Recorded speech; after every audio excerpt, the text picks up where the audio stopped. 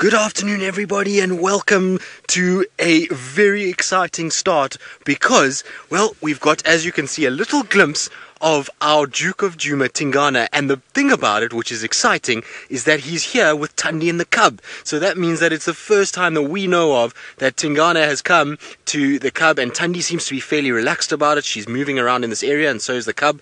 And so it's really good news because it means Tingana now knows there's something to protect, and hopefully is going to come back and try and kind of come here and get some sort of protection for Thandi. The bad news is that it's south of our boundary on Little Gowrie, but I'm excited anyway because, well, who can't be excited at the fact that you've got 1, 2 and 3 leopards all together at once. It's really very, very cool. I have also, in my excitement, completely forgotten to do any of the things that I'm supposed to do. So my name is Tristan, and on camera today I've got Wiem the wildebeest, and I think Wiem will be just as happy as I am because, well, anytime we see Tingana, Wiem is a happy lad. Wiem actually loves Tingana, and, well, Thandi and cub together is always great. So that's a little bit of what's going on. And then also remember that this is live and interactive, so hashtag Safari Live on Twitter and the YouTube chat if you want to ask any questions, or if you are as excited as I am about having these 3 together, then let us know how you feel about that. In fact, we might as well get this off with a bang. Let's do a one-word tweet as to how this all how this makes you feel. The fact that Daddy has come to see what Mom is up to with the little one, and whether or not they are nice and safe. And so that maybe means why Thandi moved all the way down here was because Tingana was around, and just to seek out some sort of protection from the old boy. And he's looking good. Tingana looks as good as it is, and he's kind of lying down in the drainage. Now Thandi and the little one, so I was about to say Tumba, but Tumba is long gone since he was kind of part of Thandi's picture. But Thandi, and there's the little cub, Wiem, in the background there. It's going away from us just through that little gap. I just saw some movement there. You can see the little bum wiggling through. So there goes cubby. So that's 2 of the 3, and there's Mom as well. So Mom and cub, they're slowly moving sort of southwest away from Tingana, but they've spent the whole day by the looks of things with him. And so it's really good to see that Tingana has paid some sort of attention. And like I say, it's vitally important. Is he gotten up and gone, Wiem? Looks like it. Looks like he's up and moving. So we're going to just reverse back a little bit. Maybe we'll get a better view of what's going on. It's really tough to be in this position because we've got tambutis everywhere. We've got a drainage line, and it's, like I say, all off of our boundary. And so it's really tough to see what's going on. The only problem with this is that I surmise that Thandi and the little one are going to push further south under Tingana's protection, which is not ideal. But hopefully they do come back outside. What I'm hoping is they're going to go west and then cut north back towards Twin Dams, where they'll all kind of frolic together. Wouldn't it be nice to have all 3 of them out in the open and have them together? But let's try and reposition a little bit and see if we can see anything.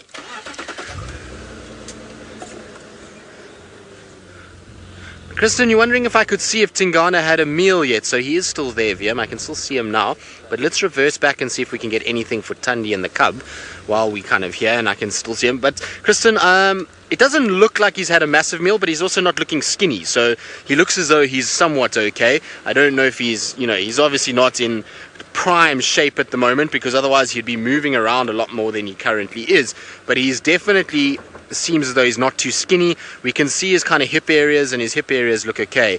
Unfortunately, though, I don't think we're going to get a view of Thandi and the cub because it is really just so dense. You can see what we're dealing with at the moment, and that's kind of where she is. She's behind that area somewhere there. So it's just a wall of trees between us and where she is at the moment. But that's okay. We'll eventually get it right, and we'll hopefully get some sort of view of them coming back out a little bit later.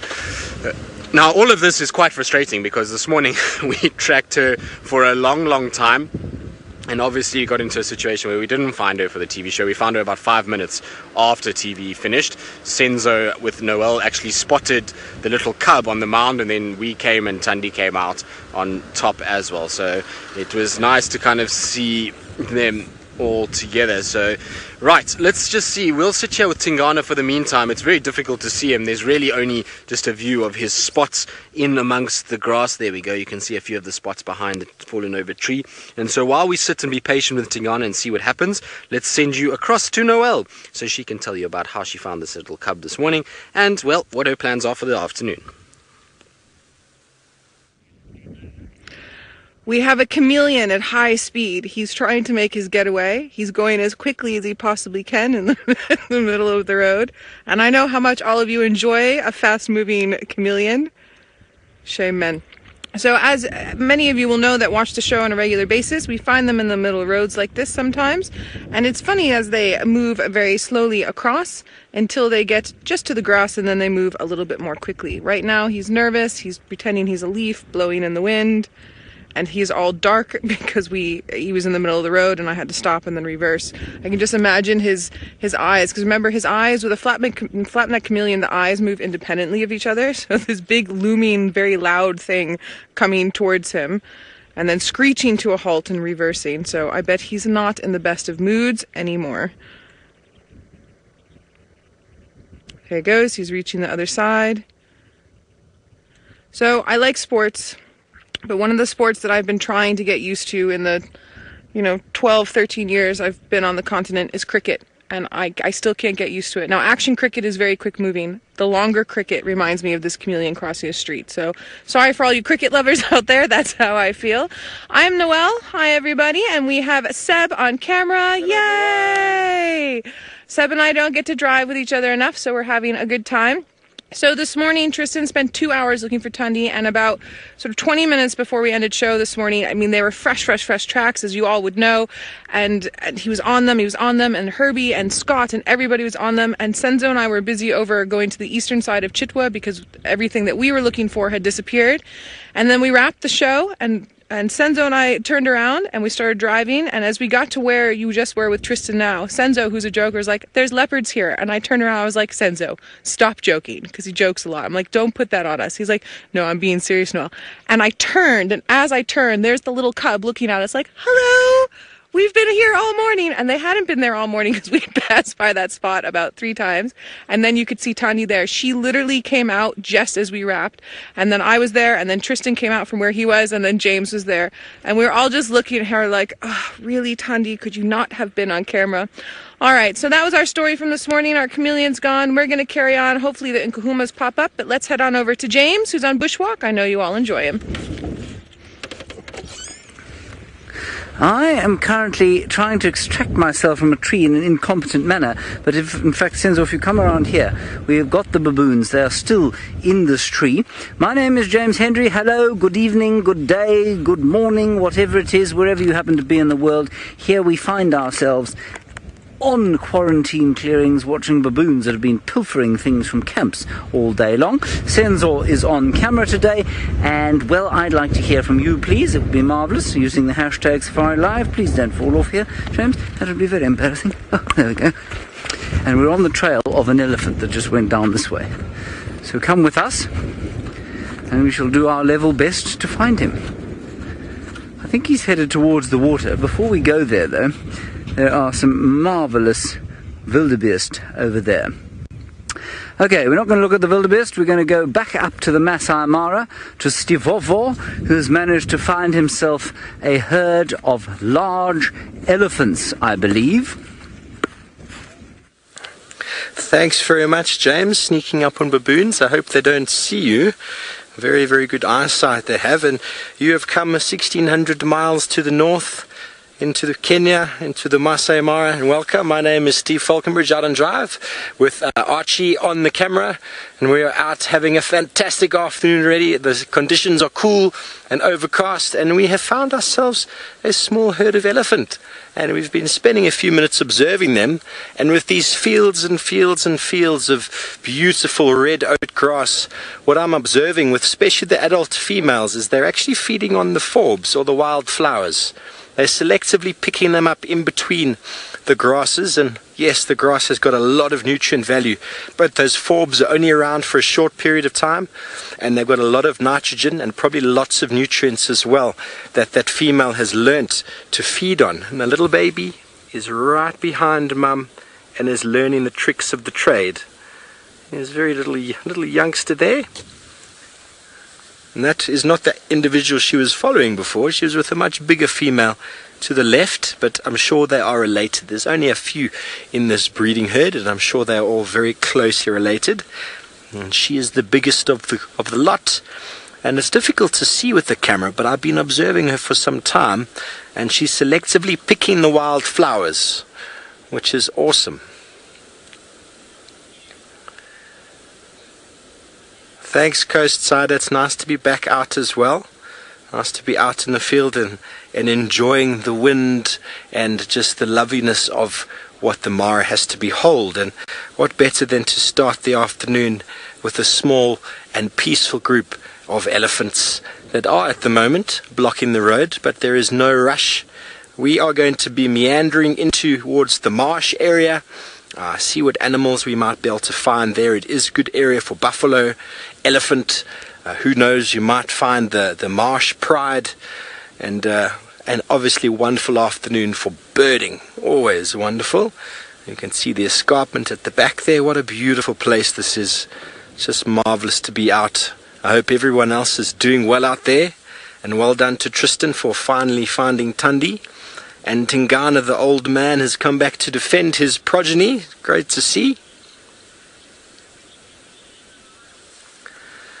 Gary asks, what's the average temperature in the Mara? It doesn't get below 50 degrees Fahrenheit. Excuse me. And the last week or so, it's been on average about 60. I'm not talking about highs and lows, so average 62, 63, I'd say that's about what we've been seeing Fahrenheit, and work that out, minus 30 in Harvard, so it's about 15 degrees Celsius is the average. So it's been really nice out here, really nice and very, very cool. We're going to just creep up on these ellies a little bit, see if we can get some more. Oh, that little youngster is playing. I don't think they're too stressed. The elephants in the Mara are quite relaxed to the vehicles, but we will no doubt give them space. That female is showing a little bit of sign there. Manu, you are keen for birding. Well, welcome. I'm always keen to do some birding. It is wonderful out here. I think I'm on 87 species now. It's not good enough yet, but we'll get there. We'll get there. Look at this old cow here. Manu, she's missing her tail. Isn't that tragic? Shame, old girl.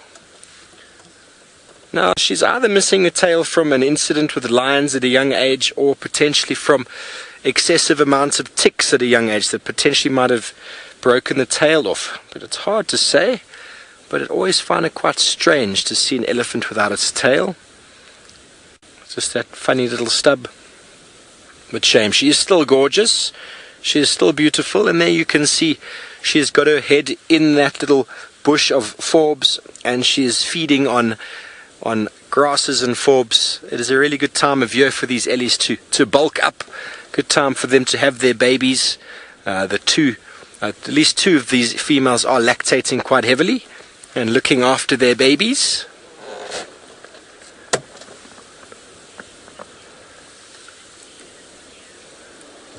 Paul, you ask an interesting question. Would an elephant feel pain when it gets the nicks in the ear? And I'm sure it would.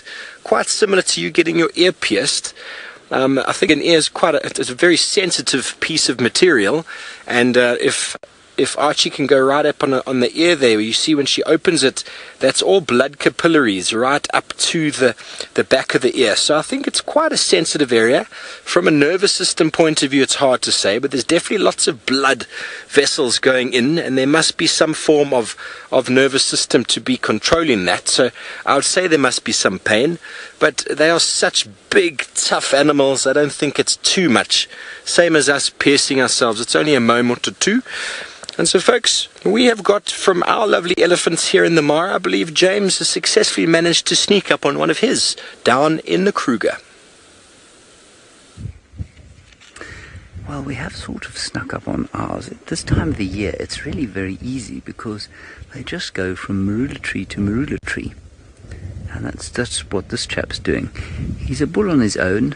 I think he's probably about 25 to 30 or so. I'm beginning to think that I underestimate the age of these elephants because I don't ever seem to be able to find one older than 25. And either they are universally young and they move off out of the Sabi sands and they get older, or I'm misinterpreting their ages. He doesn't look very old though. I've seen much, much bigger elephant bulls than him. But he does look to be almost of the size that could give us a bit of trouble if he wanted to. Come this way. Now, Patrick, while we move towards him, you say, do male elephants help raise offspring? No, they don't. In fact, there isn't a male mammal here in this environment that helps raise offspring at all. It is the sole responsibility of the females, so that'll be sisters and aunts. It's not just the mother. And that's the same as just about every mammal that we have here. He's moving. Let me just go to the side of you, Senzo, so that I can get a view of him before you can. There he is behind the bush. Now the wind is good for us, but we don't have a huge amount of cover. So we're just going to be careful here. Alright, we'll see if we can stay with him for a bit longer. While we do that, let's go back across to Tristan, who has managed to catch up with the famous mother. Well, indeed we have, and it looks like Thandi is coming right towards where Tingana is. So Tingana's down at the bottom, and Thandi walked straight in that direction with the cub. So there's, I think that's Thandi's fate. No, that's Tingana. Is that Tingana or Thandi? That's Thandi. Okay, so we've got Thandi there. It's just difficult to keep up with everybody. Everyone's all over the place. Tingana to the right. So this is the first time that we've seen Daddy Tingana with his little one. Now the little one is there as well. It's just the grass is very, very long. I'm pretty sure we're going to see a flying cub at some point jumping on Mom's head, as we know how that little cub does. But how cool is this? This is just so, so insanely good. I can't be more thrilled to have seen this, because we know that there's been so much danger involved for poor Thandi and the cub with this Hukamuri male around. And so for Thandi to come back into, well, to be able to get into this area, and for Tingana to be around to protect his little one is priceless, priceless, priceless. And super happy. I know it's not on our side, but it doesn't matter. For me, it's still really cool to see, and it's really a little bit of a relief to have kind of Thandi with him. And she seems very relaxed. You see she's walking up to Tingana. She doesn't seem to be too worried. The cub is also in that section as well. And so it's a situation where, well, hopefully she accepts Tingana. Tingana accepts that this cub is his. And, well, everybody's just one happy family at the moment, which is amazing because, well, to see it. There's the little one. I told you it would come flying out at some point. We know how this little one is. It's always full of games, and they keep going kind of south and north, south and north, south and north. So I'm hoping that Thandi's going to come back onto our side at some point and bring this little cub with her. I wonder if she just didn't go here because she sensed Tingana was here, and she just came to introduce the little one to Tingana, make sure that he knows, well, this is your little offspring, and you need to be a better father, and you need to start patrolling Djuma again to protect your little one. So that's what I'm hoping is the case. Now I'm going to go forward a little bit again because it's really difficult, as you can see, for us to get a view. I'm just kind of like going back and forth in one place to try and kind of keep some semblance of a view on both of them. But that is, for me, as good as it can possibly get to have all of them together in one sighting. Now, lads, you're wondering how Tingana knows it's his baby. Well, he would have mated with Thandi, so through a scent he would know that Thandi is a female that he's mated with, and then, you know, he then expects to see an offspring from her.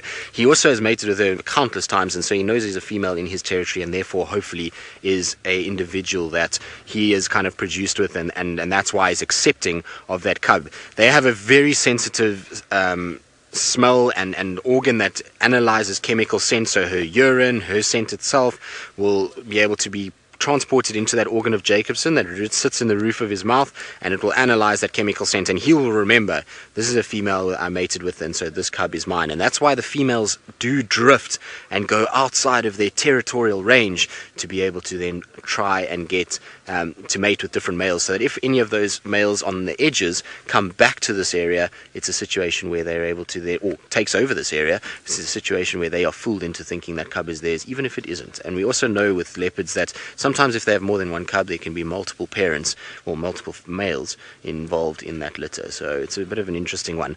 Tingana doesn't seem to be too sort of concerned about what's going on. He just kind of sits there. He didn't even pop up his head when Thandi came along. He just kind of lay there and was super chilled about life, which is interesting. I would have thought that he would have put up his head when Thandi approached, and just to kind of see what's going on. But at this stage, he, I think, is just in full nap mode.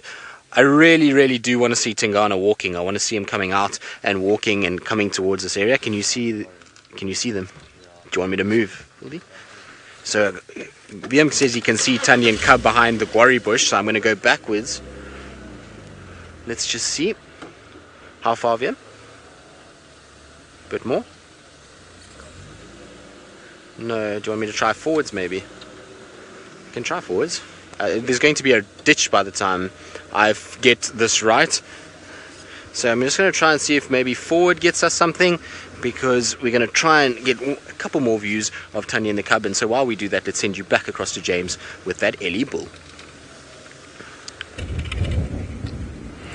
Now what we've done is we've moved from the southeast up towards the north a little bit, and he's coming towards a little grove of marulas not too far from where we are.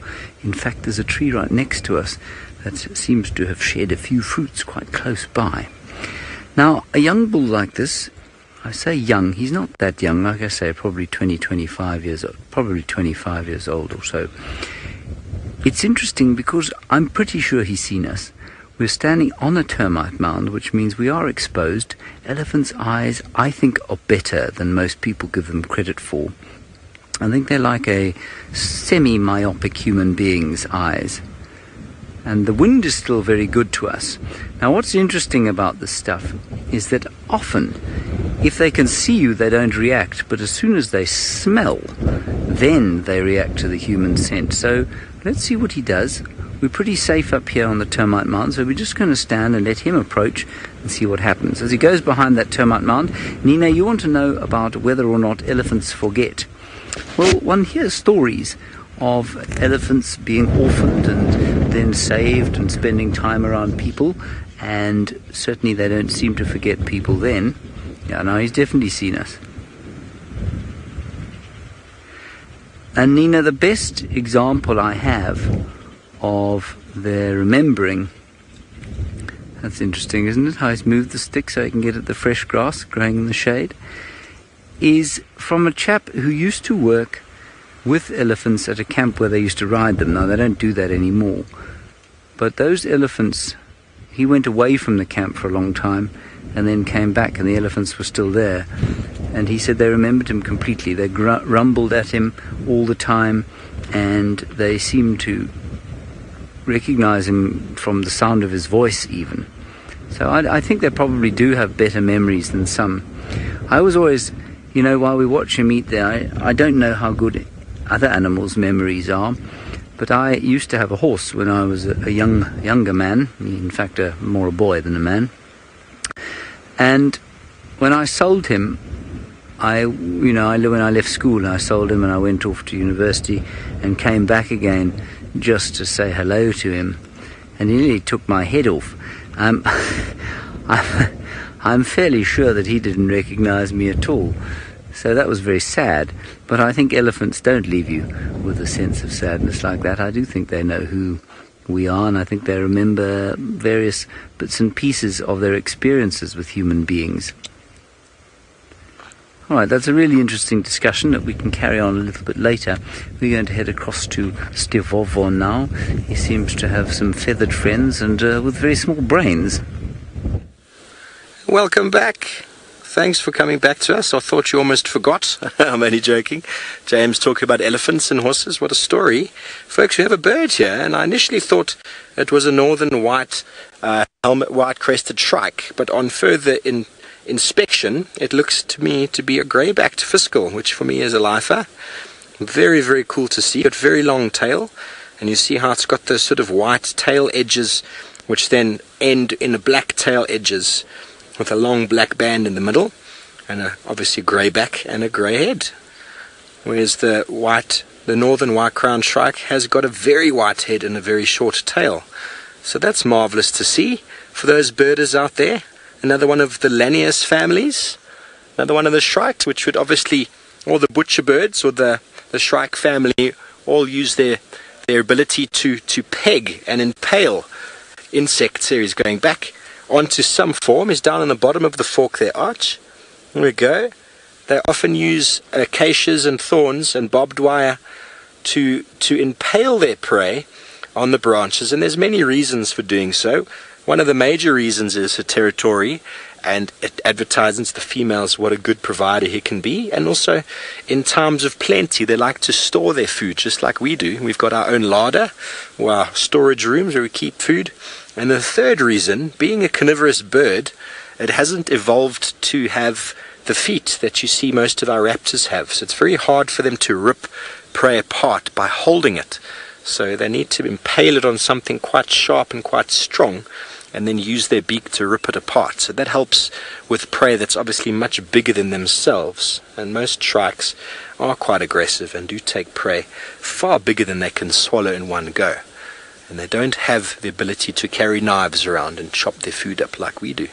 So that was marvelous. Nice little bird afternoon. We're going to continue on.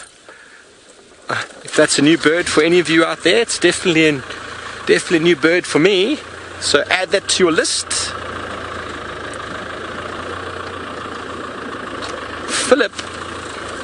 Philip wants to know if this is a safari bird, and it is definitely a bird we see on safari, so I'm not sure.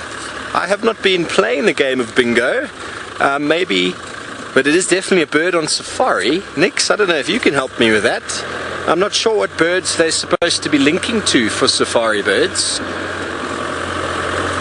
But we are going to be going back south to the Djuma Private Game Reserve to see what I think Tristan has managed to come up with.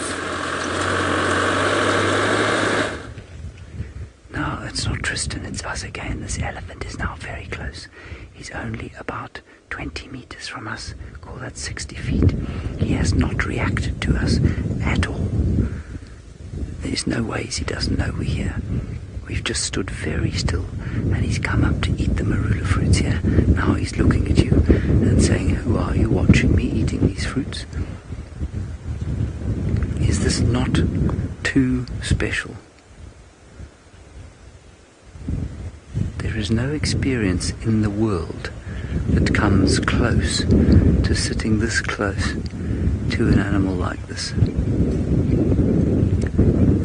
I imagine if you're in the States, then getting this close perhaps to a bear might be something similar. Except that a bear, of course, is almost universally unpleasant to human beings. Whereas an elephant is not. He is now just saying, "Listen, guys, I want this marula fruit over here, and you're sort of in my way. I don't really want to get that close to you because I find you a little bit more offensive than you find me." Now he's just giving us a little bit of uphill just because we're a bit close. But we're now in the position where we really need to just stand our ground and stay here. Just be quiet. There's lots of food for him to eat. It's not like we're stopping him having enough to eat.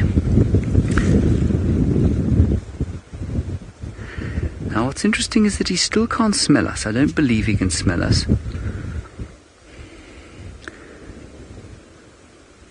But he still wants these fruits, you see. No, he's found another tree. There's another tree just behind him. Now, a lot of you are asking if he's scared. Well, he certainly doesn't want to engage with us beyond a certain point. So he got to within, say, 20 meters or so, 60 feet odd, and in fact less than that. I'm going to say 10 meters. I'm going to say about 30 to 40 feet or so. And he reacted in a manner that said, "Listen, I want the fruit that's here, but I don't want to get that close to you." So, yes, in that respect, he is scared. Then he lifted his head, and that showed irritation, probably born slightly of fear. And then he stuck his tail out and he moved off. And because, of course, an elephant has got limited facial musculature and limited expressions that it can make with its ears and with its tail, we interpret that as, yes, there's an element of fear in it, but there's also an element of irritation. So they'll do that in the herd if they're chasing each other. They'll do that if they're being chased by another big elephant. So I wouldn't say terrified. I would think there's an element of fear in it, yes, absolutely. But because we didn't go towards him, we didn't shout at him, we didn't wave our hands or lift anything, we just stood here and he watched us from ages away, from huge distance away, and then he came up and came closer. I don't feel bad about that. You know, he's saw that we were here. We're going to back off now, and he can come back and have these marulas if he would like them. But it is just a profound experience to be that close to an animal that weighs close to 5 tons.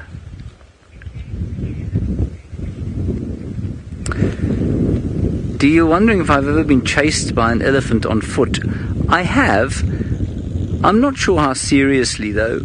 You know, often it's been in camps. When there's a camp, an elephant will come into camp and try and feed off the vegetation in the gardens and that sort of thing, and then you have to chase them out. And sometimes they'll turn and come at you. And because in a camp, normally there are lots of places to hide. You know, you can get behind a tree or into a room or whatever it is. You're never really sure if the elephant is going to push through on his attack or not. And I mean, in vehicles, absolutely, I've definitely been chased with a thoroughly full charge, but I'm pretty careful on foot with animals like this. And I mean, the thing that I'm most afraid of is becoming complacent, and obviously it's always a danger that we have to guard against. But as long as you're not complacent, we've interpreted his age, we've interpreted what he's doing, we've interpreted that he's not in musth, and so, you know, I wasn't worried about being chased. I don't think I would have done that with a bull 10 years older than that, and I certainly wouldn't have done it with a cow who had a young calf. And that will hopefully allow me not to be chased for the rest of my days. Okay, let's go back across to Noelle while I sit down and appreciate the wonder of that sighting. I've got no idea what she's got. I have a little dab chick, also known as a little grebe. So it's a dab chick or a little grebe. It's a male, and he's busy foraging and hunting here in the water. He actually got out on the bank for a little while. I have never seen a little grebe out of the water before. They're usually in the water and diving underneath, so this is super exciting. And he's going really hectically at the water insects that are floating around on the top of the water there. We also have our resident hippo bull that is here at Biffleshoek Dam, but he's not very excited with us being here. He keeps popping his head up around about there, a little bit to the left, and then giving us a huge snort and then diving under the water. Hippos can stay underwater for about 10 minutes at a time. That little dab chick that we saw, the little grebe, can stay underwater for several minutes, but not quite as long. We also have some Egyptian geese that are meandering around, misnamed. They're actually ducks. True geese have spurs on their wings. These ones do not. And then we had a the gray heron's gone away. Here's our hippo friend, Seb. Quickly before he gets mad at us again and goes underwater. Thank you, Seb. Brilliant camera work. There he is, giving us the evil stink eye. Like he's a buffalo. You're not a buffalo, my friend. You're a hippo. Yeah, I don't think he liked that very much. All right, so I think this is pretty much what we're going to be doing this afternoon, is birding and seeing what else is around. Tristan, as you know, is busy with those leopards, and James is getting amazing views on foot of elephants, which is one of my favorite mammals to see on foot. One of my least favorite mammals to get on foot is a hippo. When it's in the water, it's fine. When a hippo is out of the water and you're on foot and it is upset with you being on foot and upset at the fact that he's not in the water, it is an extremely unpredictable situation, and it's not one of my favorites. I've got a very dear friend who works in the slough, which is in Tanzania. It's the largest wilderness area in sub-Saharan Africa, and the hippos there were hunted for a really long time, so they have an opposite reaction to our hippos here. Our hippos here get upset and they try to run towards the water. Those hippos there get upset and they run out of the water. And he does a lot of walking up there, so he's had some interesting scenarios, and he's actually filmed some of them for me with his camera, his phone camera, because that type of reaction is not something that we get all the time, and so I've been busy putting that into my memory banks for walking that I do. All right, well, Biffleshoek Dam has been nice. It's given us a little bit of this and a little bit of that, but I think we're going to carry on, maybe look for some ellies of our own. I want to see if maybe we can find that partial albino calf that we see from time to time, and then just see what else is around. I'm also hopeful the wild dogs come back, because we haven't seen them in a while. So we're going to do that. I might hit a little bit of funny signal at the end of the dam.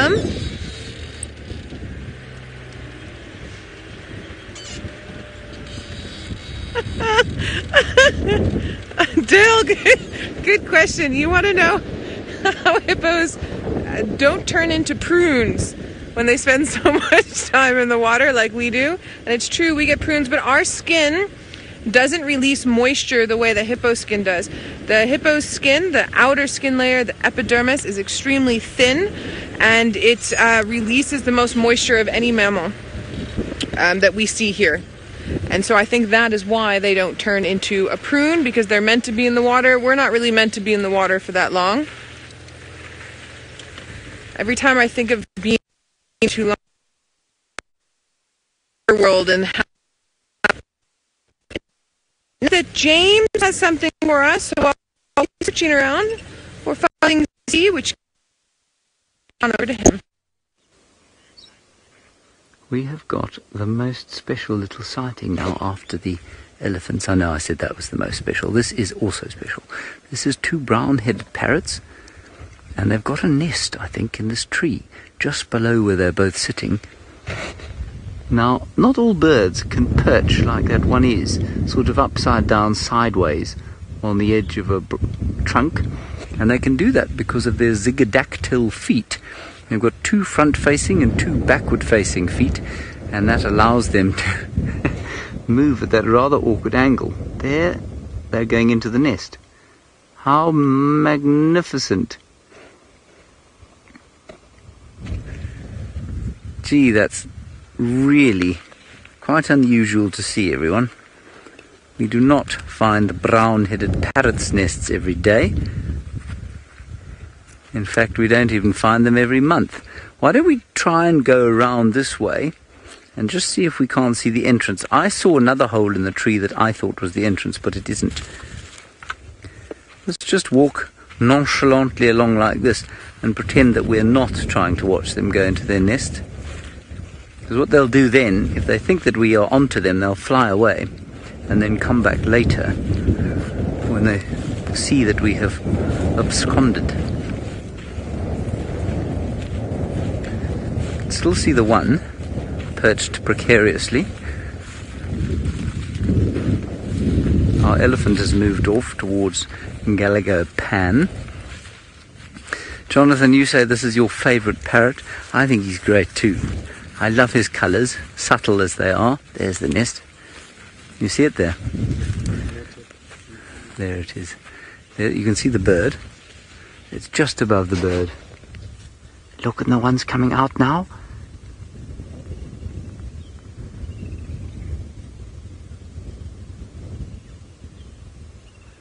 And if you look closely at them, like Jonathan and I clearly have many times, that green is gorgeous. It is the most perfect spring green colour. The sort of green that cheers you up. Why it's not called the green-backed parrot is anyone's guess. Yes. Sorry, Senzo. Mac, you say, is it near the Djuma live cam, near the dam cam? Yeah, it is. It's 180 degrees behind it, though, so I'm not sure you will actually be able to turn the camera round to have a look at it. In fact, there's another nest here as well. Senzo, come to where I'm standing, and you'll get an even better... Okay, well, if you've got a good view there, then that's fine. But there's an even better one from where I'm standing here. And there's also, I think, a hornbill's nest somewhere close by. These knobthorn trees clearly, oh, you know what, they're not knobthorns, that's why. They've got the black monkey thorns, and they've clearly got some kind of disease in the heartwood that is eating away and making holes inside for these hole nesting birds. I apologize for any wind noise. I am facing directly into a fairly stiff southeasterly breeze. Okay, so those ones have gone. Let's go a little bit closer now and see if we can find this hornbill's nest.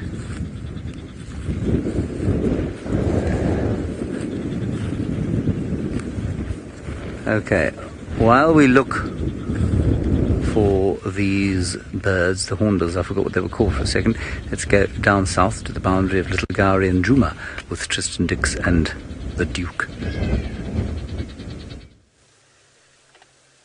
Well, we are on the boundary, and I was just saying to Vim, it just goes to show how difficult it is to see a leopard, because if you drove past here, you would have absolutely no idea that there is a leopard sitting there. And even now, where we zoomed tight in like that, those spots are barely visible. So it's pretty incredible just to see how well they camouflage. And so Tingana is still having a really good nap.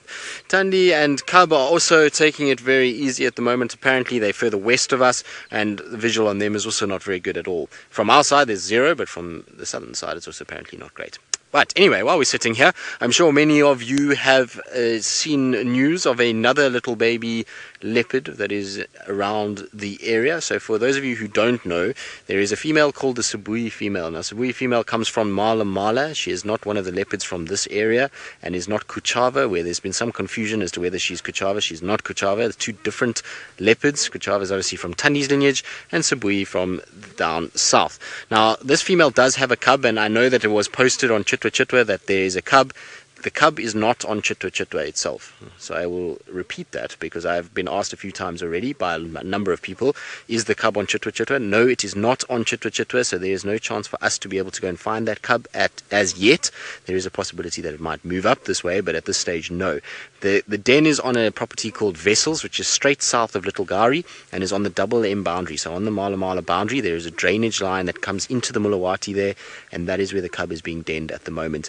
Apparently, she did move it slightly west towards Hoffman's Vessels boundary, so it is in that area, and it is quite far from where we are at the moment.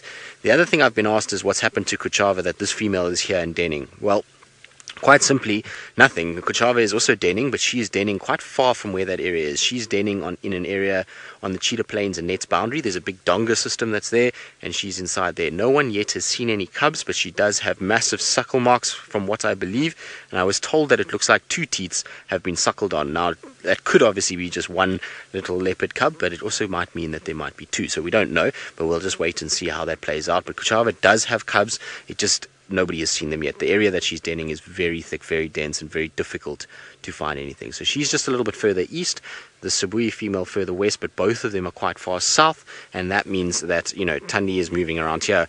What my concern is and my worry is at the moment is where is Shadow and not Barbara, because they have not been seen by anybody. I have not seen an update on them. I have asked around and I cannot get any information on either of them. Nobody knows where they are currently, and that's why I think Thandi has also moved a little bit further south, is because there's been no pressure from Shadow recently. And like I say, that begs a question as to where is Shadow, what is she up to? Is not Barbara alright? Is she still around? Have they dispersed slightly? Have they moved into a slightly different area, onto maybe Hoffman's, where they're not being found a lot? I don't know, but it's an interesting thing. And then once again, the dynamics, there's another spanner that's been thrown in the works of our leopard dynamics. So this time it's in the female world, because, well, we just don't know what's going on with Shadow and the cub. It's all kind of upside down, and so I wonder when it all sorts itself out.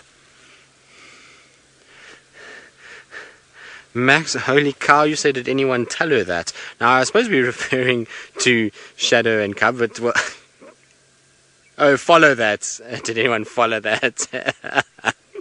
So, yes, I know it is confusing, but essentially all you need to know is that there is a female leopard with cubs, we don't know how many, that is south of Chitwa on a Nets and Cheetah Plains boundary. There's another female leopard with another cub that is on the Vessel's Hoffman's boundary on Mala Mala side, so that is also south of us. And then there's Thandi and the cub here, and then somewhere in all of this is Shadow and cub. So there's a lot of females with a lot of little ones, and it means the boys have been very busy. What interests me is I want to know who is the father of that Sabi female's cub, because that is very intriguing. Since she is denning on this side, is Tingana made a sneaky movement down there? Has there been another male that's drifting on that southern boundary that we have no idea about? Because I find it very strange that a female would move out of her normal area northwards into a section where she's not that comfortable, hasn't grown up, and den with a cub if she didn't think that the male leopard was dominant in that area. So it's an interesting kind of thing to see what kind of happens and what plays out. Right, while we sit here and wait, we're going to just be patient, because, well, there's nowhere else we really want to be. And so while we do that, let's send you back to Steve in the Mara. I had heard all of that wonderful information on the leopards of the Sabi Sands, and you have come back up to the Mara just in time for the most dangerous sport out there, buffalo riding. The egret is in the lead. He is competing with a number of other egrets, and the bets are on. Is he going to stay on any longer, folks? It is wonderful. We had 3 of them in a row just now. There's one at the back. They are riding the buffalo, or as Archie said, busy surfing the buffalo. We have got a huge, enormous herd here. There must be over 200, 300 buffalo in this herd, and they are moving in the same direction. Beautiful big breeding herd of buffalo, and there you can see the front of the herd. As they move, they're moving away from the marsh, probably away from drinking, and then the rest of the herd sort of falls in behind them. Some dominant males in the front with some lead or high-ranking females, and then the rest of the herd made up of low-ranking females, their offspring, and a multitude of different age groups of bulls. They're absolutely loving the long red oat grass, or red grass as we call it in South Africa, and the egrets are having a field day. Have a look at this herd, folks. And you can see how they like to stick together. They're all moving in one direction. So this time of year it's not too much of a problem, but as the vegetation gets a little bit less and the feeding disappears a bit more, those individuals at the back are basically walking over trampled, grazed and dung-piled grass. So they don't get as good a nutrition as the ones in the front. And that is essentially how buffalo dynamics work. Marvelous. All their heads are down. We talk often about the purpose of herds being, or groups being in a herd or in large numbers. Here we've got some grey herons following them as well.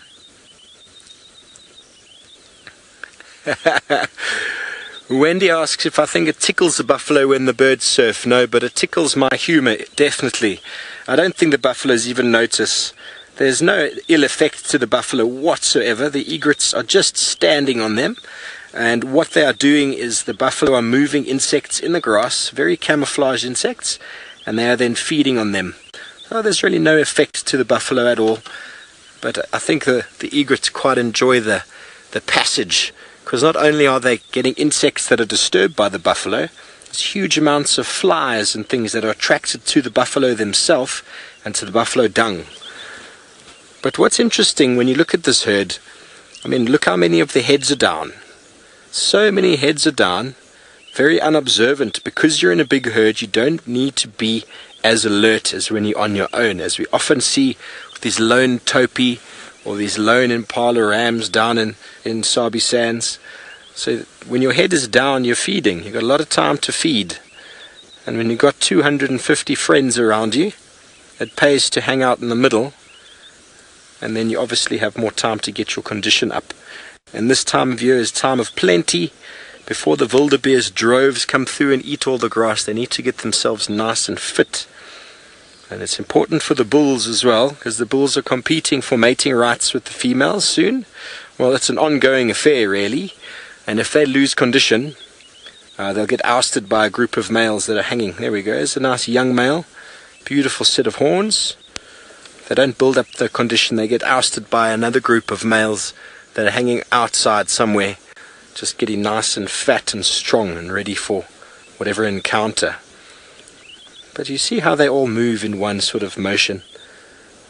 And if anything did threaten them, their behavior would change very quickly. You see the youngsters, I think we saw it on the balloon last week, where the balloon slightly frightened the herd, and the herd moved to the ranks, the outside. The big soldiers or the big bulls moved to the outside, and the babies quickly moved inside, formed that phalanx and protective line.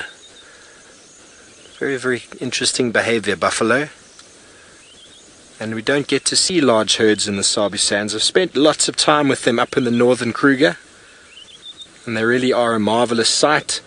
And to have them on foot and to experience their behavior on foot is always fun. So please send your questions through at #SafariLive. See if we can entertain you. Good afternoon. If we can entertain you with any more answers to anything we have. I know Tristan's told you everything there is about the leopards down that way, but let's see if there's anything up in this Sabi sands, up in the Masai Mara that we can interest you in. But in the open there are just hundreds of elephant. Are we going to go there towards the marsh and see if we can see them? That was wonderful. All of those buffalo. Can you imagine the flies in there? There's so many flies around us as it is. Up in camp after a little bit of rain we had last night. But the flies inside there must be unbelievable. But what they leave in their wake is a whole lot of trampled grass, a whole lot of dung, lots of flies, lots of dung beetles. We have the herons, we have the egrets, all moving through, feeding on it, capitalizing.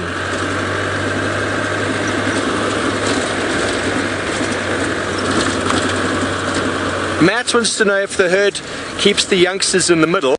Maybe I can get another picture, another view here. Arch, I'm just going to pull off here slightly. You've got another view of the herd now, and as the herd is at rest and moving slowly, individuals are starting to sit down. They've probably had a drink and they're now moving into this sort of area where they're going to probably bed down for the evening. You can see some ruminating happening there, but the youngsters will sit next to their parents, and the low-ranking females will always be at the back with their youngsters, and the high-ranking females always towards the front with their youngsters. And as the herd moves like this, it's quite relaxed. You can see there's absolutely no disturbance in their behavior. So the youngsters are pretty much spread out throughout the herd. But there's always sort of a dominance of males on the outside, on the periphery. But as soon as there's any sign of predators, the buffalo herd will react, and you'll see the entire behavior of the herd change. All the youngsters will move inside, and the big bulls will sort of form a phalanx around the outside to protect everybody from the onset of danger. So we're going to continue on, leaving these buffalo in the marsh. We're going to head down to the marsh itself, see if we can find ourselves some more eddies and who knows what else. But in the meantime, we're going to go all the way back down to Djuma with my friend Noel, who I believe has got an elephant already. Listen, everybody, listen.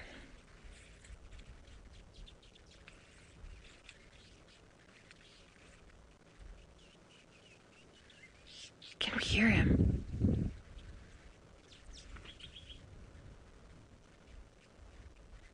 He was so close to the car, you could actually hear his feet on the tiny little pebbles that were on the road, smushing underneath. He's a beautiful male elephant. He's busy going into muss, or he's in muss, I should say. You can just see the dribbling of the urine behind. So I just want to bring that up for a couple of reasons. One, it's interesting, and two, a lot of people assume that musk elephants are super angry all the time. They're not actually super angry all the time. He walked almost up to us and then is detouring around us. So his mood can change, and it changes differently than when he's not in must, but he's not always angry. It's just a heightened emotional state with a tendency to have more testosterone going through, which has a tendency to lead to more aggression. Beautiful male. Older male. I don't know if you could see before, hopefully he comes around again, we'll see his temples, his skin, and it's sort of sinking in there, denoting a little bit more age, very similar to what happens to humans. He's not going to give us another shot. He's going to go into the bushes. He might come out just now.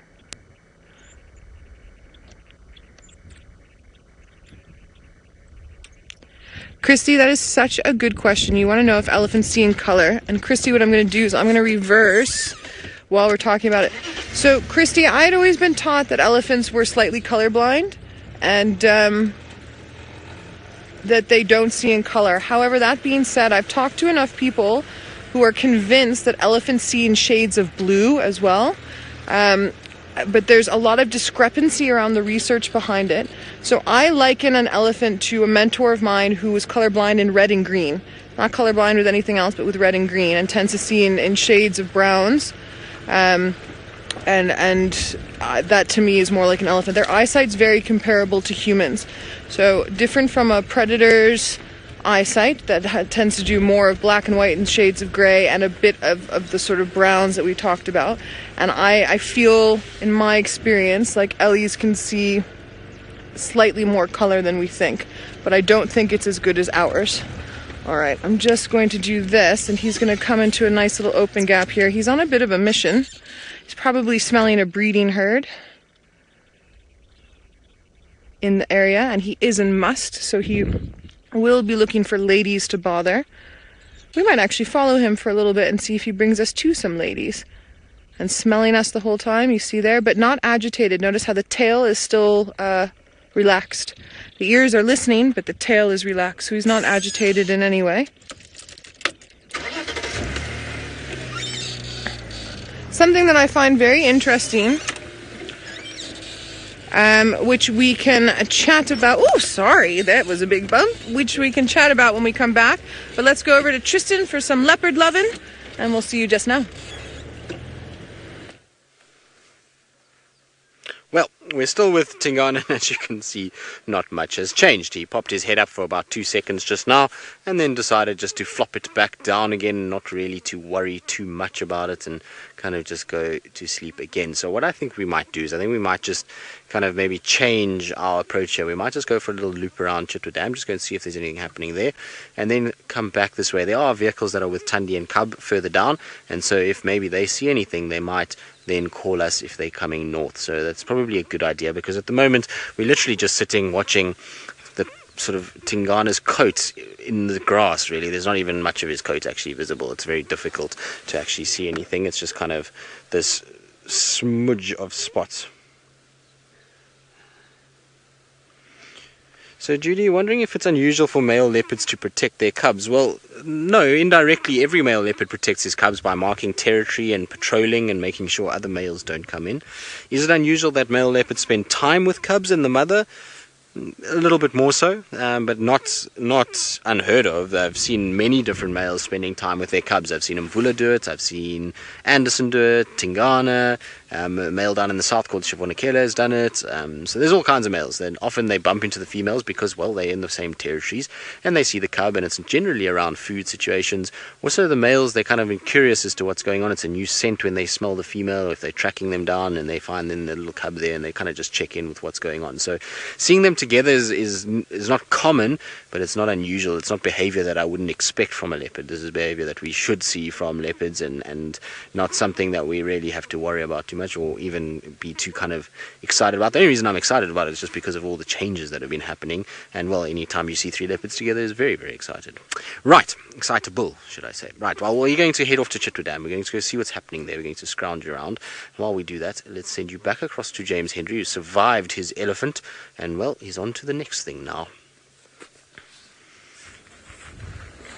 We did survive the elephant, and we're now on to something that we have not seen very often at all in recent times, and that is the giraffe, really. You've seen this, Enzo? Come with me, I will show you. And I think I've seen this guy many times before. They're eminently recognizable from their unique patterns and the different colors that they are, and the fact that, of course, some of them are dark, sort of chocolatey coloured patches, some of them are more chestnut coloured patches, some of them have got rich gold fur under the patches. There he is, looking at us. And some of them have got very pale white fur under their patches. And he's quite nervous of us. And I suspect that's got quite a lot to do with the wind. It is blowing quite strongly today, and that means the animals generally are going to be on slightly higher alert than they would be normally, because the wind masks the sounds that they might use to protect themselves. It also, of course, means that the smells will only come from one direction, and that is the direction from whence the wind comes. Now let's see if we can't get a slightly closer view of him. I think we'll just move to the side of him. We don't want to approach him directly head on. If we approach him directly head on, he will move away from us because he doesn't want to be close to us. But if we show him that we're not behaving like predators, that we're just moving to the side of him, we're not going to hide behind any bushes or seek cover behind trees or anything like that, he should just tolerate us at around about this distance. And his reaction to us is exactly the same as that of the elephants. He's just obviously much more likely to move away than chase us. But his reaction, or the reasons behind his reaction, absolutely exactly the same. They see us as predators. Even Senzo and I, standing at 5'8" and 5'8.5" respectively, are seen by that animal, which stands at, I can never convert a giraffe's height into feet, call it roughly 16 feet or so. Even though he stands at 16 feet, he is still afraid of little old Senzo and little old me. We do have Rex with us as well, of course. He's much bigger than both of us.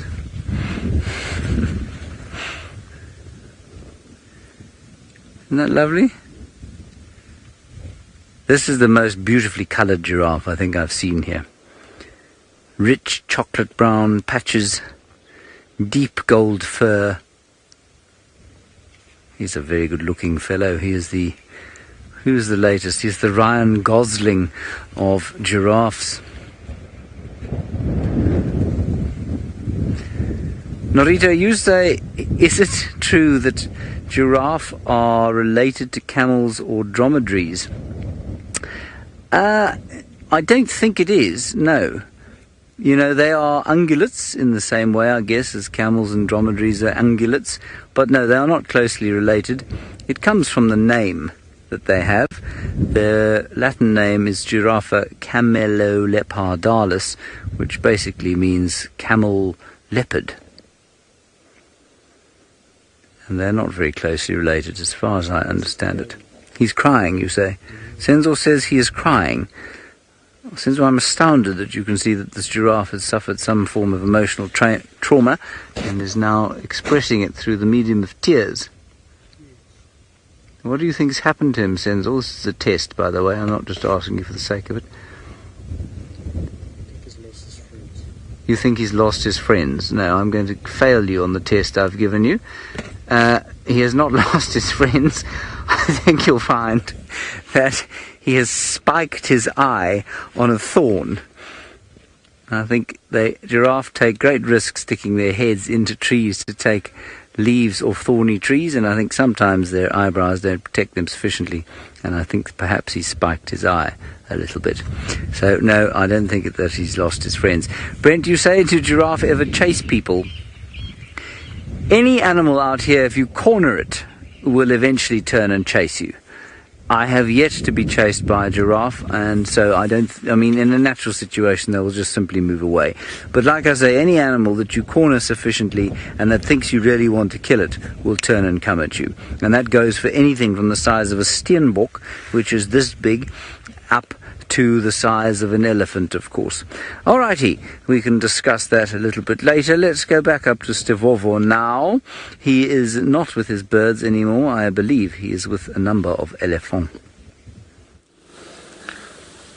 Welcome back from a marvelous dark giraffe to, ladies and gentlemen, an absolute spectacle here in the marsh of the Mara Triangle. We have got over 100 elephants, I lost count, that are just feeding in the marsh area. It is very boggy and very wet underfoot where those elephants are, and some of them are absolutely loving it. Some are rolling around, little family groups all over the place. There's elephant bulls, little babies, lots of mud, lots of moisture, and they are just feeding to their heart's desire. The nutrients here in the clay is very, very high, and this area will stay moist all year, and when it dries out will still leave really, really high grazing value in these swampy, marshy areas, which are generally just above the line, the tree line leading to the Mara River.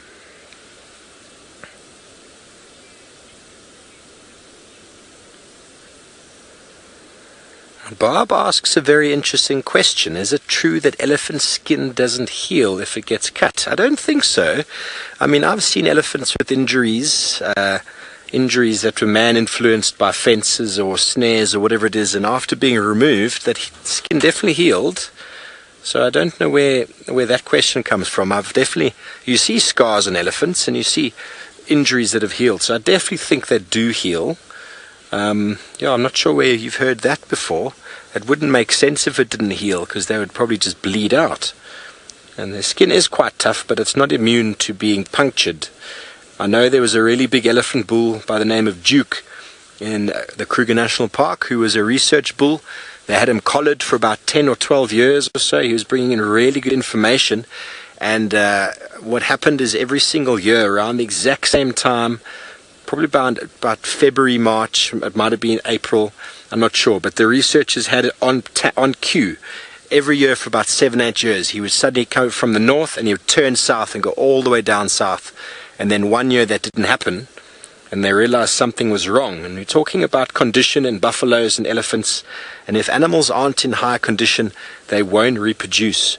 And what they did is they went out and they found Duke, and they found him up in the north trying to feed, and he had an injury. He had a really big splinter in his foot, a really, really big piece of wood stuck in his foot. And so because he was a research bull, they darted him, took him down, took the injury out, or the wood out of his foot, added some antiseptic to it, and then let him go. And following year, normal as before. He did what he did.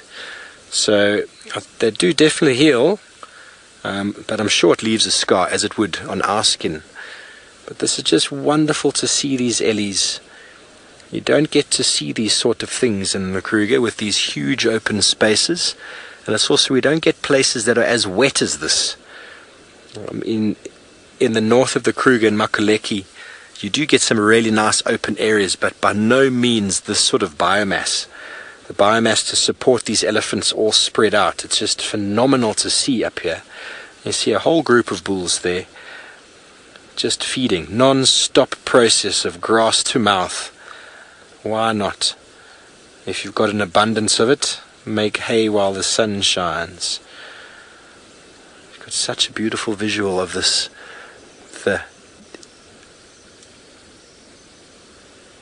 Nicole, indeed, this is elephant heaven. I saw this from quite a few miles away, and we had to come and put ourselves in the middle of it. And didn't want to. There's a road that actually goes through and past those ellies, but it is a very interesting road, which after doing it the other day, I'm not willing to do it again just yet. Wait for it to dry up a bit more first, because that is a Marshmallow King road for sure.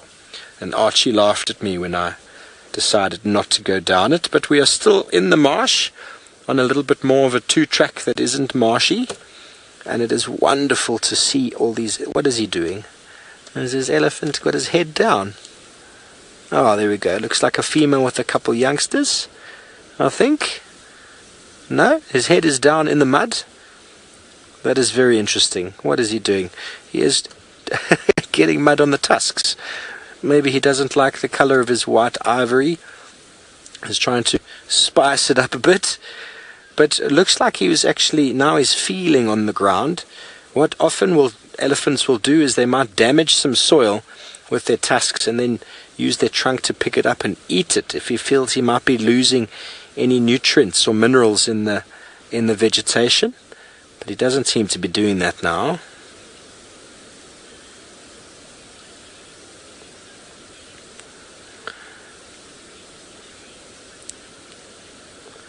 Safari Wildman asks, is it weird to see this many ellies in the marsh? The last time we came through, we saw a similar sort of size.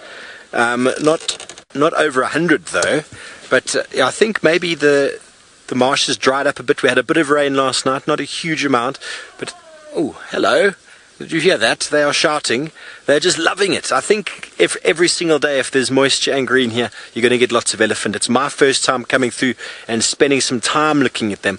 The last time Archie and I went around there, we had a look at the ellies from a distance and we were on our way there to see them. But we saw hyena running and then there was lion and then we got distracted, as what happens in the Mara. I think you can get easily distracted. In Djuma, you see animals from a close distance, you spend time with them, you have no idea what's going on around you. But this, I don't think is unusual, but they're just making the most of these fantastic conditions. And we are going to continue on, folks, and see what else it is we might see in this beautiful area. 120 elephants for me normally would be the end of my day. I would just spend the rest of my day here, but we are going to continue on and see what other wonders we can show you. Isn't that amazing? It makes my heart very warm to see so many elephants and to see them so relaxed as well. Really, really enjoy ellies. My second favorite animal, the first one being the honey badger, second one being elephant, and you can spend so much time with them. You can see the behavior. Archie and I were out the other night and we spent some time with that small breeding herd busy wallowing. And that was quite something to see. I've never seen elephants, so many, accumulated in a wallow about the size of this vehicle. And they were having so much fun doing what they were doing, chasing hyenas. Excuse my cough. I have been running up in the Mara, up on the airstrip, and it definitely is a different lung capacity up here. When you're running in Djuma, I think we're about 280 meters above sea level. Oh, there is a beautiful bird at 11 o'clock. Arch. I know Jamie Patterson has talks about these guys at absolute length. But why drive past such a spectacle? Always, what I love about the wilderness is there are always birds. Not even just the wilderness. You can spend time in a city. If you keep your eyes peeled, you'll see some birds. Isn't that a glorious bird? Grey-crowned crane. I've seen them a few times since being here, and generally you see them in their pairs. So I wonder if its girlfriend or boyfriend is anywhere nearby. But, oh, what's he doing? Definitely doing something. Maybe something's flying in this direction. I can't quite see. There's definitely some form of display going on there. No. I suppose when you're on your own, you've got to spend more time looking up at whatever it is that might want to eat you. And it definitely looks like it would be a tasty bird if you eat birds. And if you're on your own, it's important to, as we talk about the buffalo, they can spend a lot of time with their heads down because there's over 200 of them. This crane, when it's feeding as a pair, obviously a little bit safer with more eyes and ears. Just walking around and just plucking the grass, the seeds off of the grass there. The times I've seen them, they're always in very, very wet, moggy areas. But now he's walking through, not very wet over here. It probably would be drivable, but we don't drive in this marsh area.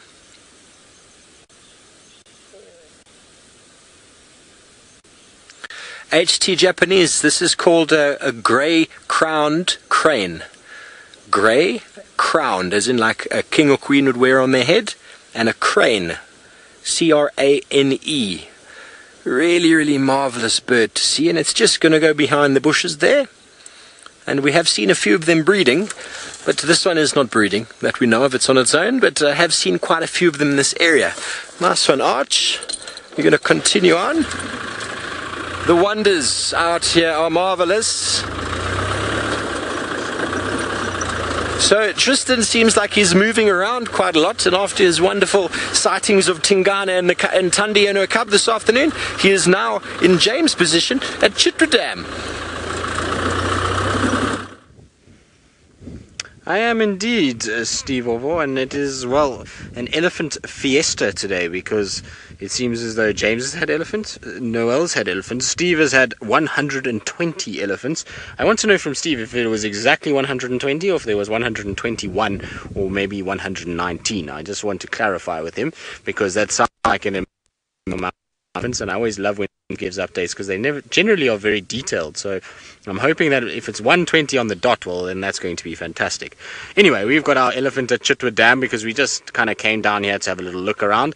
And this has got to be one of the strangest elephants that I've watched in a while. Now, you might think there's nothing odd about this elephant. It's busy sitting, drinking water and looks as though it's completely relaxed. Well, no, this elephant has got some sort of attitude problem today. It keeps running around chasing everything. Oh, there go the impalas. They're busy chasing each other too, talking about chasing.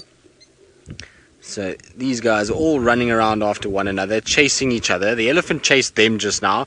It then chased some Egyptian geese. It then chased us. It went back to the Egyptian geese and has just really had a thoroughly good time about causing havoc. It also doesn't seem to want to get anywhere near us. If I drive one sort of meter forward, then the elephant kind of walks around and goes further. And so that's why it's drinking so far away from where we are at the moment. So I would have thought it would have drank a little bit closer, but it seems as though nope, it's not having anything to do with us.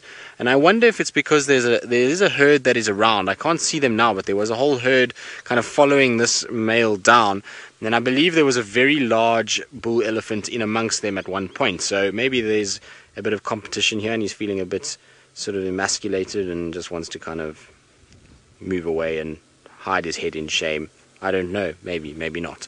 See now, look, you see how he's posturing already? He's far away. I mean, I would say probably we're now maybe 80 meters away, and tail is erect, if you can see that, and his head is up as though he's upset about something. And it's strange because there's really nothing around him other than a waterbuck, and so there goes a waterbuck's probably going to get the wrath of this elephant next.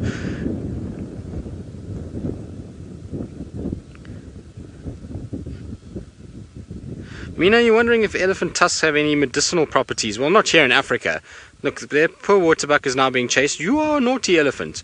There they go, disappearing behind the damn wall. I have no idea what's wrong with this elephant, why everybody needs to be chased, but evidently he's a grumpy fellow and doesn't want anything to do with anybody else. But here in Africa, no, there's no real medicinal value for those tusks at all. It's more ornamental than anything else, and that's why we don't see people in the local communities really hunting elephants at all in South Africa. They're not really interested in it. The only reason there is poaching of elephants in South Africa is because of a market that is fueled by, Asia and sometimes even various parts of Europe, where it's used more for carvings and, like I say, ornamental purposes, not so much medicinal like rhino horn would be. So, right, let's go forward and just see what's going on with the rest of these ellies and whether or not our ellie Oh, there come the rest. I don't even have to go anywhere. They're on their way.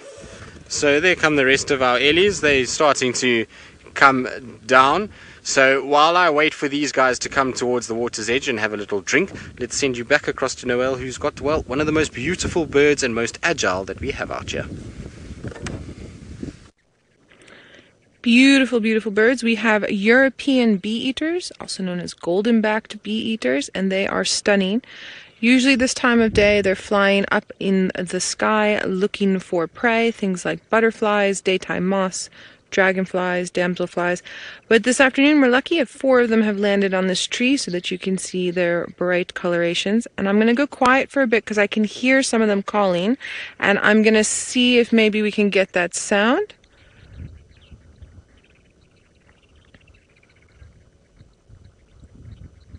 Oh, and of course they stop when I try and get the sound. All right, Tristan has drinking ellies. Let's go to him, and then we'll see if we can get that audio for you when you come back.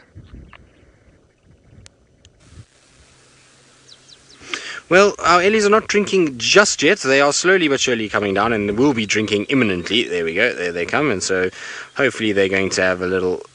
But they also seem a bit nervous, don't they? I wonder if it's maybe because there's a bit of a wind blowing this afternoon. There's quite a strong wind blowing, and ellies generally don't like the wind, and so that's maybe why everybody's a little bit nervous. I'm quite far away from them, and I actually don't want to move any closer. Normally I would move a little closer, but the thing is that these guys seem as though they're already nervous, and if I move closer I might spoil their afternoon drink, which I don't want to do at all. I would rather that they enjoy themselves and get all the moisture that they need before they kind of move on and carry on with their day of feeding. Well, there's some young hippos that are having a little play fight as well. Very typical of the youngsters, always quite boisterous. It seems as though everyone's a little bit boisterous this afternoon. We saw Thandi's cub was bouncing around a little bit. We've had the hippos bouncing around, impalas, elephants. Maybe there's something in the weather that is causing it. It's overcast, windy weather, so I'm not sure why. Generally the animals get a little bit lethargic in this weather, but I suppose after a hot few weeks a bit of cool weather is not the worst thing. Now, unfortunately just now we had a bit of sort of problem with trying to find signal, but I did have a really cool thing that I wanted to show you, and that was, it looks like Boris and Vlad are next to one another, so they are not actually on the bank. So they are in the water together, and my experience when those two are together in water, it is potentially that they are maybe trying to copulate. So that will be quite interesting. It's completely the wrong time of the year.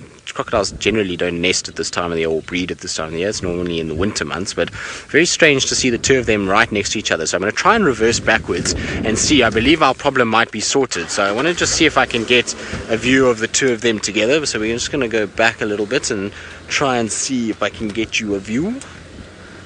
Always got to be a bit careful when you're reversing. There's some sneaky little stumps here, as I'm sure James will attest to. I've been told reliable information has been given to me about the fact that James has driven over one or two of these stumps in this area, and so got to be a little careful of them.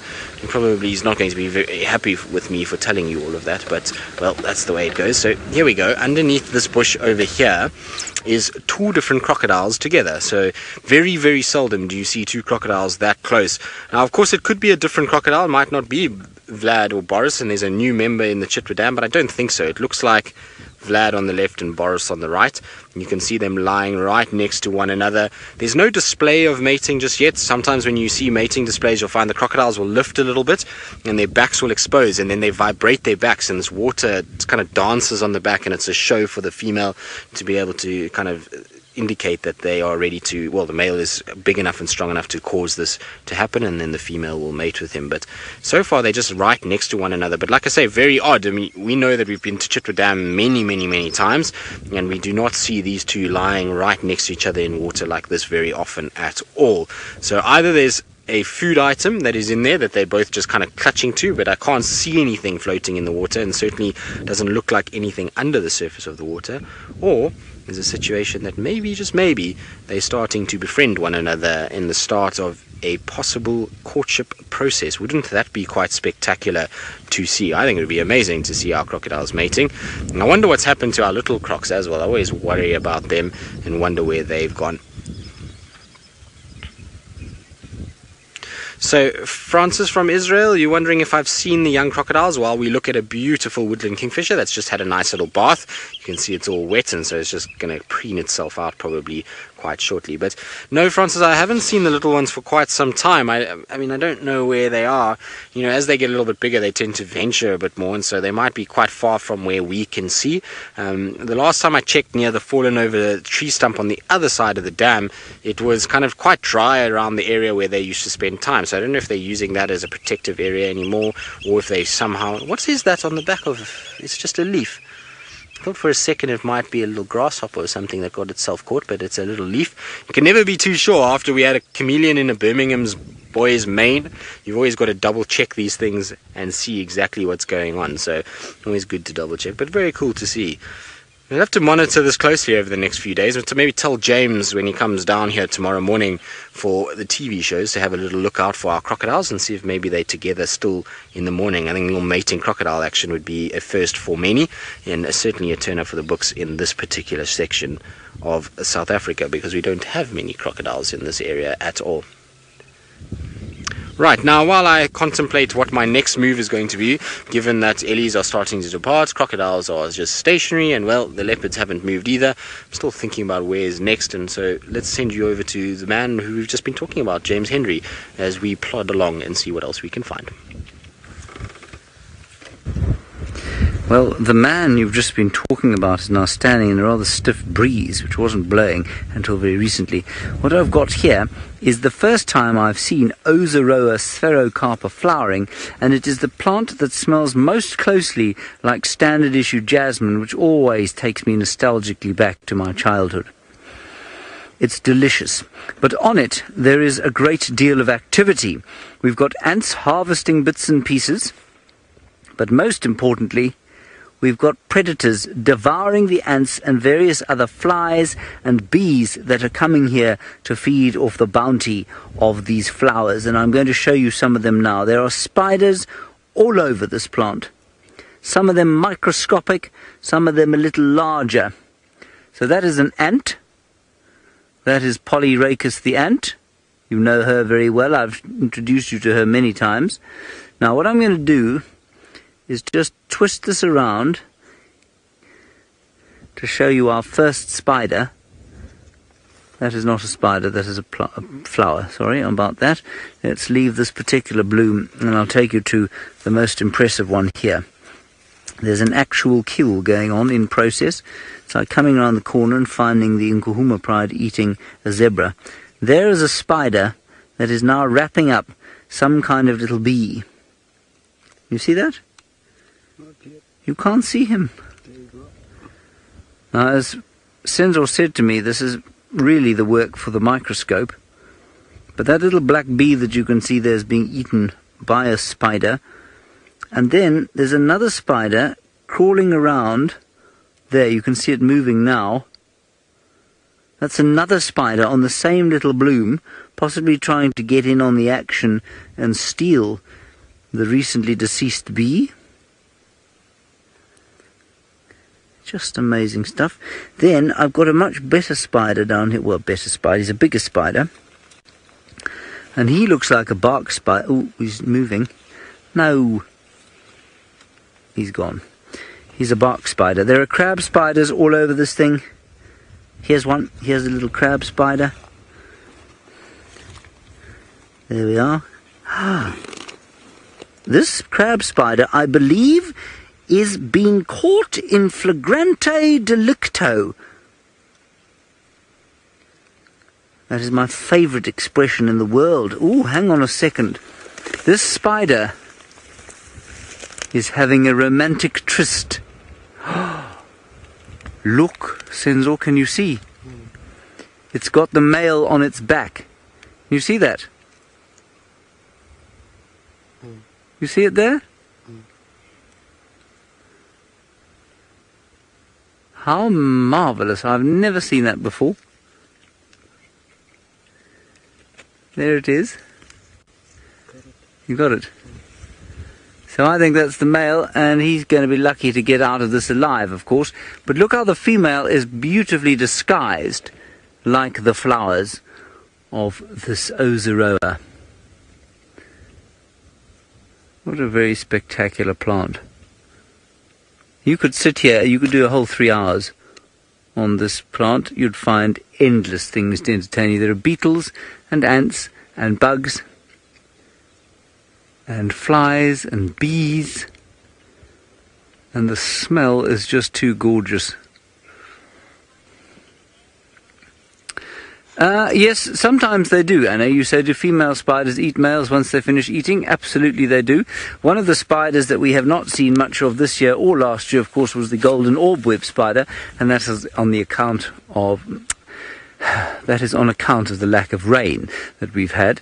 And the big female will almost always eat the male if she can get hold of him. So often what he will do is bring her a gift, she'll start eating it, he'll do what he has to do and then try and get away before she's finished eating the gift that he's brought to her. Senzo finds this all rather amusing. It is quite amusing, really, I think. Right, I'm going to keep looking here for interesting things. There's a little beetle or two. While you look at them, we're going to go across to the Masai Mara, where Stivova is looking at an antelope that we once thought was the fastest in the world, but isn't.